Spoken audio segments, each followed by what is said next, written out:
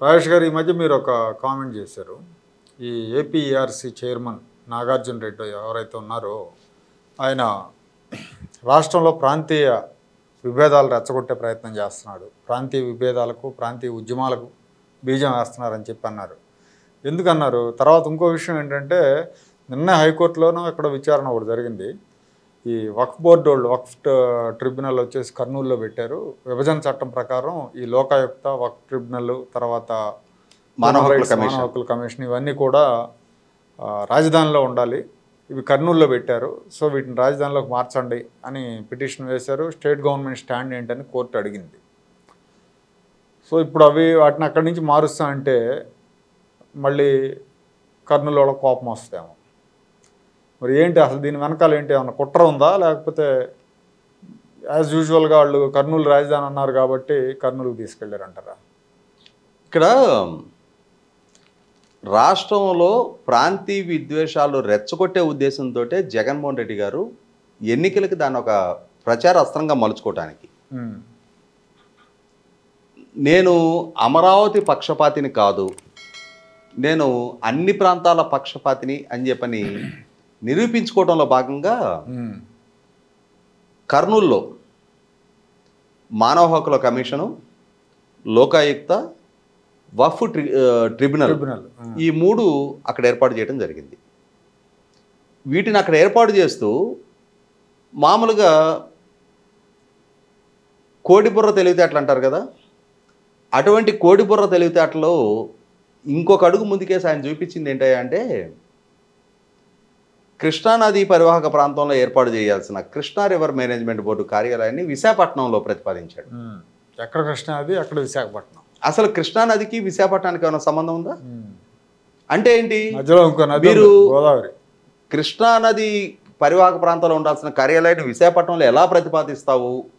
దాన్ని కృష్ణానది పరివాహక ప్రాంతమైన కర్నూలులోనో విజయవాడలోనో ఏర్పాటు చేయాలి కదా అని చెప్పని ఈ ప్రాంతవాసులు గనక ఆ కోరికలు ఏమనెత్తితే, చూసారా వీళ్ళు విశాఖపట్నానికి వ్యతిరేకులు అని చెప్పని దాన్ని ఒక ఎమోషనల్ ఇష్యూగా మలిచే ప్రయత్నం. ఇక్కడ విశాఖపట్నం పట్ల కానీ కర్నూలు పట్ల కానీ నిజమైన చిత్తశుద్ధి ప్రదర్శించడానికి ఆయనకి ఏమైనా ఆస్కారం ఉందా? 2022 మార్చి 3వ తారీఖు రోజు గౌరవ హైకోర్టు ఒక స్పష్టమైన తీర్పు ఇచ్చింది. అమరావతి మాత్రమే ఏకైక రాజధాని, అమరావతిని కాదు అని వేరే రకాల రాజధానుల గురించి ప్రస్తావించడానికి కానీ ప్రతిపాదించడానికి కానీ ఆంధ్రప్రదేశ్ రాష్ట్ర శాసనసభకే హక్కు లేదు. కాబట్టి జగన్మోహన్ రెడ్డి గారికి, ఆయన ప్రభుత్వానికి అసలు హక్కు లేని అంశాన్ని 3 రాజధానులు అని చెప్పని ప్రచార ఆర్భాటానికి వాడుకుంటూ వచ్చారు. నిజంగా 3 రాజధానుల పట్ల చిత్తశుద్ధి ఉండున్నట్టయితే ఆ గౌరవ హైకోర్టు తీర్పులు ఏమని మెన్షన్ చేశారు? మీకు 3 రాజధానుల పట్ల కనుక నిజమైన కన్సర్న్ ఉంటే పార్లమెంటు వేదికగా రాష్ట్ర విభజన చట్టాన్ని సవరణ చేయించండి. అది పార్లమెంటు తీసుకోవాల్సిన నిర్ణయం తప్ప రాష్ట్ర శాసనసభకి ఆ హక్కు లేదు అని చెప్పడం జరిగింది. మరి 22 మంది పార్లమెంటు సభ్యులు మొన్న ఎన్నికల్లో ఓడిపోయే వరకు ఉన్నారు. వాళ్ళతోటి లాబింగ్ చేసుకోనో బతిమలాడో బామాలో పార్లమెంటులో ఆ ప్రతిపాదనకి ఏమైనా ప్రయత్నం చేశారా? రాష్ట్ర విభజన చట్ట సవరణ కోసం రాష్ట్ర విభజన చట్టానికి నిర్దేశించిన దశాబ్ద కాలం పూర్తయిపోయింది. పార్లమెంటు ద్వారా సవరణే నోచుకోవాలా. గౌరవ హైకోర్టు ఒక విస్పష్ట తీర్పు ఇచ్చింది. పోనీ ఈ తీర్పు మీద గౌరవ సుప్రీంకోర్టు నుంచి ఏమన్నా ఇంటర్ మాటర్ పొందగలిగారా మీకు అనుకూలంగా?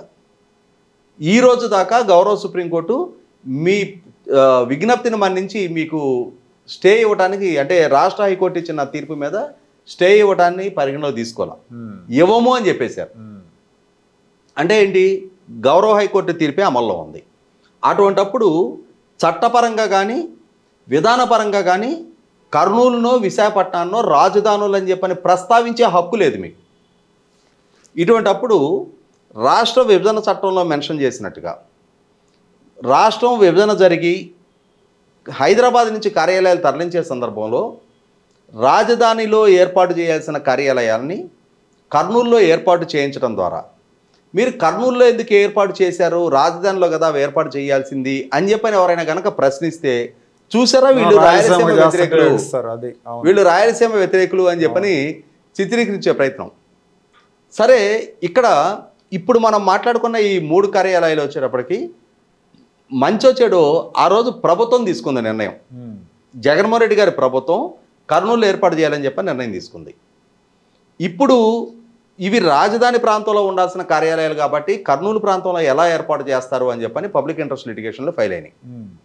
ఆ ఫైల్ అయిన దాని మీద నిన్న గౌరవ హైకోర్టులో విచారణ జరిగింది. వీటన్నిటికంటే భిన్నమైన కేసు ఇంకొకటి, Andhra Pradesh electricity regulatory commission. Justice Nagarjuna Reddy గారు దాని చైర్మన్గా ఉన్నారు. ఈ కార్యాలయం ప్రస్తుతం హైదరాబాద్లో కొనసాగుతూ ఉంది. ఇక్కడ ఈ ఏపీఈఆర్సీ కార్యాలయాన్ని శాశ్వత కార్యాలయం ఏర్పాటు చేయాలి అనుకున్నప్పుడు రాష్ట్ర ప్రభుత్వం తీసుకోవాల్సిన నిర్ణయం ఎక్కడ ఏర్పాటు చేయాలి అనేది.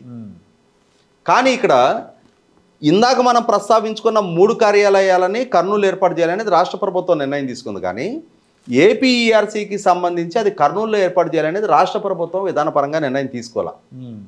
కమిషన్ చైర్మన్గా ఉన్న జస్టిస్ నాగార్జున రెడ్డి గారు ఆయన ఒక టెన్యూర్ ఆ పదవిలో కొనసాగుతున్న చైర్మన్ మాత్రమే. ఆ విభాగానికి సంబంధించిన ప్రధాన కార్యాలయం ఎక్కడ ఉండాలి అనేది నిర్దేశించే హక్కు ఆయనకి లేదు, అధికారం లేదు. ఆ అధికారం ఆయనది కాదు, అది రాష్ట్ర ప్రభుత్వ అధికారం. మరి ఎట్లా ఈయనకి ఈయనగానే నిర్ణయం తీసేసుకొని ఏపీఈఆర్సీ దగ్గర విద్యుత్ తయారీ సంస్థలు లైసెన్స్ ఫీజు కోసం ఛార్జీలు పే చేసి ఉంటాయి. ఆ ఫండ్స్ ఉంటాయి వాళ్ళ దగ్గర. ఆ ఫండ్స్ ఆయన సెల్ఫ్ డిస్క్రిప్షన్ కింద 7 కోట్ల రూపాయలతోటి కర్నూలులో ఒక 2 ఎకరాల వివాదాస్పద భూమి, దానికి టైటిల్ కూడా సరిగా లేదు, దాంట్లో కార్యాలయాన్ని హైదరాబాద్ నుంచి కర్నూలుకి షిఫ్ట్ చేస్తున్నట్టుగా అక్కడ కార్యాలయ నిర్మాణం కోసం 7 కోట్ల రూపాయల బడ్జెట్తో ప్రతిపాదించి ఇప్పటికి 25 కోట్లు ఖర్చు పెట్టారు. మరి ఇప్పుడు ఈయన మీద నిధులు దుర్వినియోగం చేసినట్టు కేసు పెట్టచ్చు. ఇంకా చాలా ఉన్నాయి, దాంట్లో 25 కోట్లు ఖర్చు పెట్టారు. ఇక్కడ ఏ అధికారంతో కర్నూలుకి ఈ కార్యాలయాన్ని ప్రతిపాదిస్తూ ఆయన నిర్ణయం తీసుకున్నారు?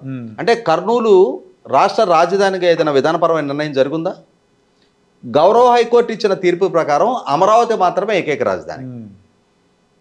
పోనీ ప్రభుత్వం ఏదైనా ఏపీఈఆర్సీ కార్యాలయాన్ని కర్నూలుకి తరలించాలని చెప్పిన పాలసీ డెసిషన్ తీసుకుందా? ఇందాక మనం ప్రస్తావించుకున్న 3 కార్యాలయాల్లాగా ఏపీఈఆర్సీ కార్యాలయాన్ని కూడా కర్నూలులో ఏర్పాటు చేసే పాలసీ డెసిషన్ ప్రభుత్వం ఏమైనా తీసుకుందా? ప్రభుత్వం తీసుకోవాలా. ప్రభుత్వం తీసుకున్నప్పుడు ఈఆర్సీ చైర్మన్గా ఇంకో 1-2 నెలలు ఉంటే ఆయన టెన్యూర్ ముగిసిపోద్ది.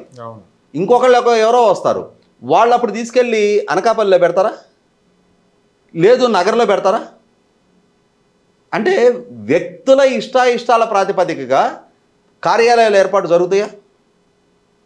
ప్రభుత్వం ఒక పాలసీ డెసిషన్ తీసుకోవాలి ఎక్కడ ఏర్పాటు చేయాలి అనేది. కానీ చైర్మన్గా కొనసాగిన తాత్కాలిక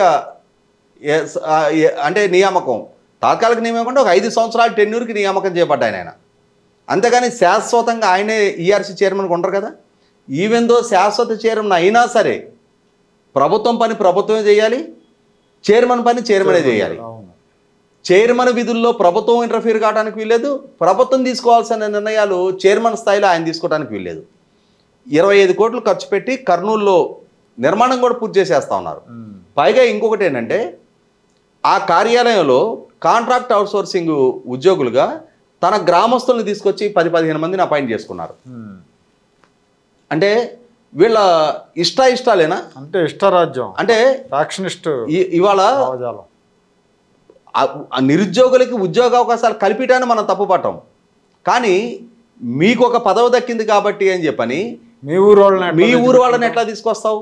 ఇవాళ ఏ పదవిలో కూర్చునే వాళ్ళైనా వాళ్ళు దేని మీద ప్రమాణ స్వీకారం చేస్తారు? రాజ్యాంగం మీద ప్రమాణ స్వీకారం చేస్తూ భయము, పక్షపాతము, రాగద్వేషాలకు అతీతంగా పరిపాలన చేస్తామని ప్రమాణ స్వీకారం చేస్తారు.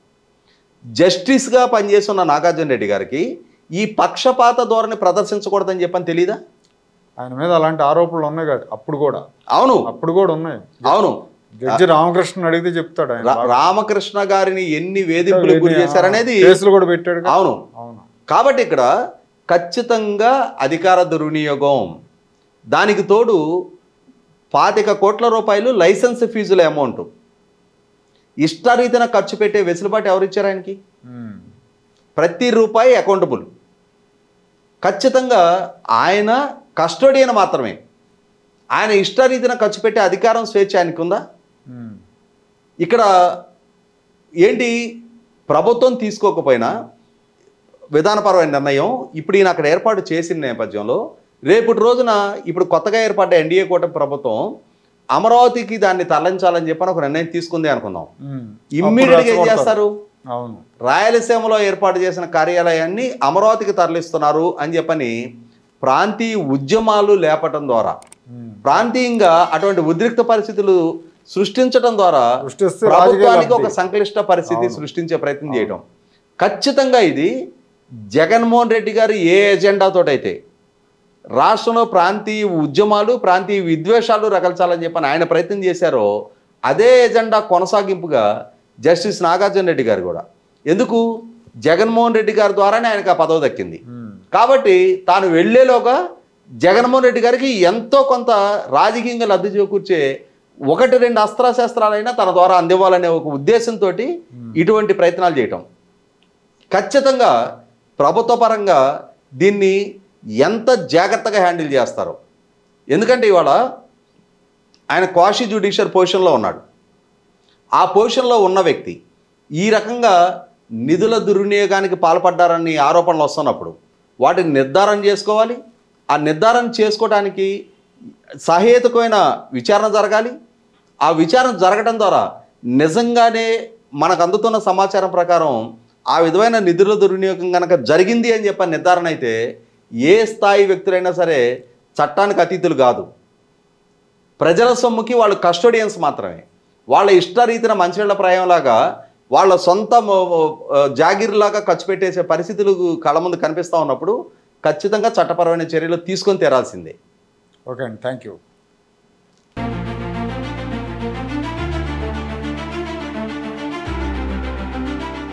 Like, share and subscribe to Rajaniti channel.